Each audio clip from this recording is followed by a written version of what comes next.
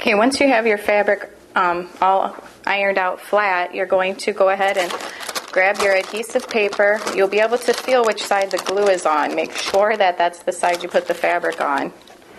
I never cut out the shape that I want until I have the adhesive on, because it's much harder to put the adhesive on if you don't have a flat area covered, because you'll end up with adhesive all over your iron.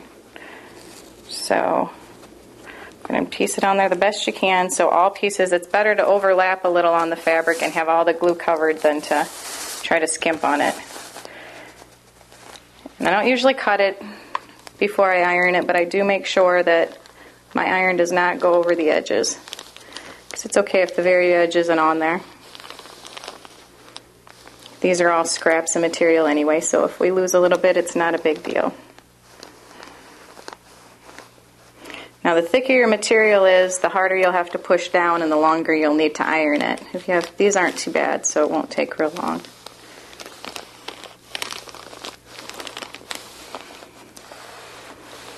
Once you do that, be careful not to touch it, because it does get hot, but it should stick like that.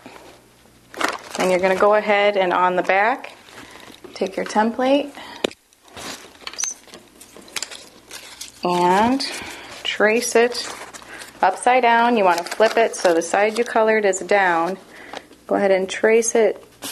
Might as well go to the edge so we don't waste it.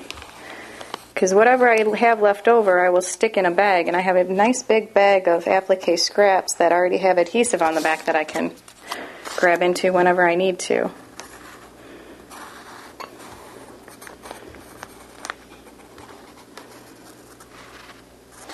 And actually, the piece that I'm using for the trunk does not have the paper on the back. It already fell off. So I'm just going to kind of trace it right on there, and I'll be able to see the imprint well enough. This was one I did from before that I really liked the fabric.